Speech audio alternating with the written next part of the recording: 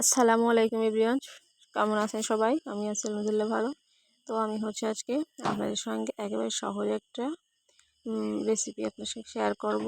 তো আমি আলু ভর্তা কোন প্রসেসে করেছি সেই প্রসেসটা আপনাদের সঙ্গে শেয়ার করতেছি। দয়া করে সম্পূর্ণ ভিডিওটি লাইক দিয়ে সঙ্গেই থাকবেন। তো আলু ভর্তা কিন্তু আমরা অনেকেই অনেক রকমভাবে করে থাকি। তো আমি আজকে একটু অন্যরকমভাবে তৈরি করে দিলাম। তো না দেখলে মিস করবেন।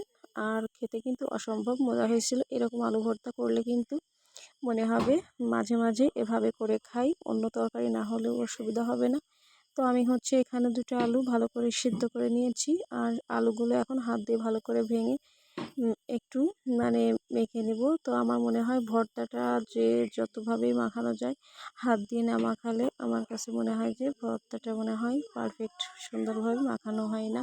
তো যাই হোক, আমার মনে হয় এটা, আপনাদের মনে হবে এমন না। যার যেরকম পছন্দ সে সেভাবে এটা করে নেবেন, আলুটা ম্যাশ করে নেবেন। তো আমি হাত দিয়ে সুন্দর করে করে নিচ্ছি। আর আলুগুলো একেবারে অনেক সুন্দর করে সিদ্ধ হয়ে গেছিলো। তো প্রিয় ভিউয়ার্স, যদি কেউ প্রথমবার আমার ভিডিওটা ওয়াচ করেন তাহলে রিকোয়েস্ট করব আমার চ্যানেলটা সাবস্ক্রাইব করে বেল আইকনটি বাজিয়ে রাখবেন নিত্য নতুন ভিডিও দেখার জন্য। আর সম্পূর্ণ ভিডিওটি দেখে তারপরে কমেন্টে জানাবেন যে কেমন হয়েছিল আমার রেসিপিটা। তো দেখুন, আমি সুন্দর করে কিন্তু আলুটা একেবারে ম্যাশ করে নিচ্ছি হাত দিয়ে। তো আলুটা একেবারে সুন্দর সেদ্ধ হয়ে গেছিল, মানে অনেক সুন্দরভাবে কিন্তু আলুটা আমি, তো দেখুন আমার আলুটা কত সুন্দরভাবে করে নেওয়া হয়ে গেছে। তো এখান সাইডে এটা আমি সাইডে রেখে দেব। আর অন্য যে প্রসেসটা, মানে অন্য যেভাবে রান্নাটা করব, ভর্তাটা করব, সেটা চলে যাচ্ছে এখন। তো এখন আমি এই যে এখানে নিয়ে নিয়েছি কিছুটা কালো জিরা আর শুকনো মরিচ আর পেঁয়াজ কুচি। তো পেঁয়াজটা একটু মানে ভর্তার থেকে মানে ভর্তা অনুযায়ী একটু বেশি নিয়েছি। এখানে আরও নিলে অসুবিধা নেই, কারণ এভাবে ভর্তাটা করলে একটু পেঁয়াজটা বেশি দিলে খেতে কিন্তু অনেক ভালো লাগে। তো আমি এখন চলে আসছি চুলাতে। আর চুলাতে এখন কড়াইটা একটু গরম করে নিই। এখানে প্রথমে একটু দিয়ে দেব সাদা সয়াবিন তেল। আর এটায় অল্প পরিমাণে দেব, অতিরিক্ত দিব না। তো এটা দিয়ে আমি একে একে মশলাগুলো একটু ভেজে নেব। তো আমরা কিন্তু আলু ভর্তা করি, অনেক সময় কাঁচা মরিচ দিয়ে করে থাকি, আবার মরিচ সেদ্ধ করে করে থাকি, আবার অনেকে মরিচ ভেজে করে থাকি। তো এইভাবেও কিন্তু আমি ফার্স্ট টাইম করলাম। তো আমার কাছে অনেক ভালো লেগেছে। তো এই জন্যই আপনাদের সঙ্গে রেসিপিটি আমি শেয়ার করেছি। যদি আপনাদেরও ভালো লাগে তাহলে একবার হলেও এভাবে ভর্তা করে খেয়ে দেখবেন, খুব ভালো লাগে খেতে। আর এই ভর্তাটা দিয়ে কিন্তু অনেক রেসিপিও করে নেওয়া যেতে পারে, যেমন আলু পুরি থাকে, তারপরে যে ফুচকাতেও দেওয়া যাবে এরকম, তাহলে কিন্তু আরও খেতে বেশি ভালো লাগবে। তো যাই হোক, এখন আমি সুন্দর করে পেঁয়াজটা একটু ব্রাউন কালার করে ভেজে নিচ্ছি। আর আজকের এই রেসিপি আলু ভর্তাটাই পেঁয়াজটা আমি একবারে সুন্দর বেরেস্তার মতো করে ভেজে নেব, যাতে করে ভর্তাটা ফ্লেভারটা অনেক সুন্দর আসে আর খেতে কিন্তু অনেক ভালো লাগে। তো এই পর্যায়ে আমি শুকনো মরিচ দিয়ে দিলাম প্রয়োজন অনুযায়ী, আমার যতটা প্রয়োজন। তো ভর্তাটা একটু ঝাল না হলে কিন্তু খেতে ভালো লাগে না, এই জন্য আমি মানে বেশি পরিমাণেই মরিচগুলো দিয়ে দিলাম। তো যাই হোক, তারপরে আবার বাবুরা খাবে এজন্য একটু মোটামুটি মিডিয়ামের মধ্যেই দিলাম। তারপরে এখন সুন্দর করে দুইটা উপকরণ আমি ভালো করে ভেজে নিচ্ছি। এগুলো আমি ভালো করে ভেজে নিয়ে তারপরে বাকি যে উপকরণ কালো জিরা ওটা অ্যাড করে দিব। তো দেখুন, আমি সুন্দর করে কিন্তু একবারে লো আঁচে ভেজে নিচ্ছি, অতিরিক্ত জাল দিলে কিন্তু পুড়ে যাবে।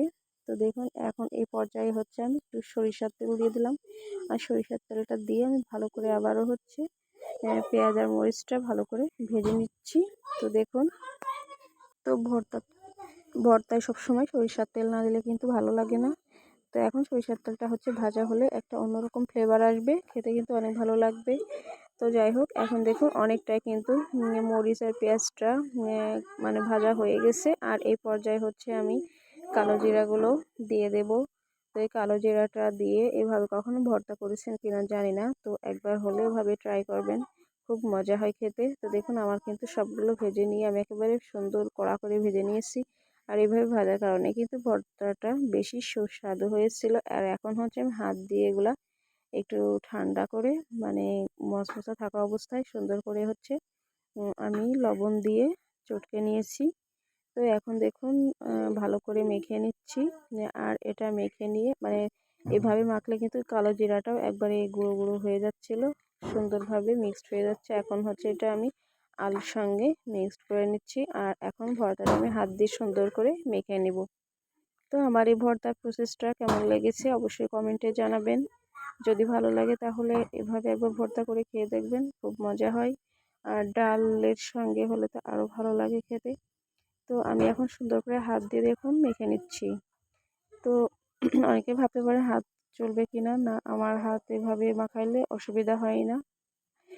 তো এই জন্য হচ্ছে আমি হাত দিয়ে ভর্তাটা মাখিয়ে নিই।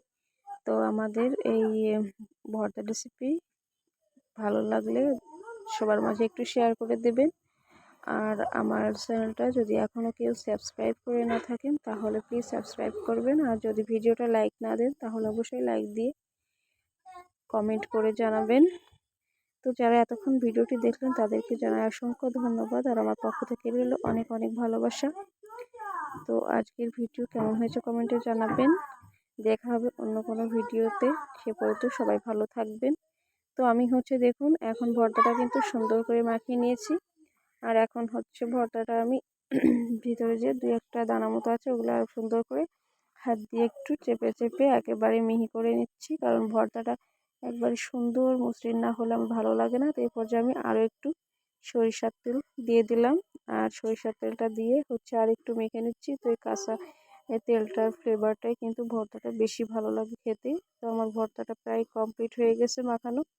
আর এখন হচ্ছে আমি ভর্তাটা একটু উলট পালট করে মানে এপিট ওপিট করে তেলটা সুন্দর করে মাখিয়ে নিচ্ছি।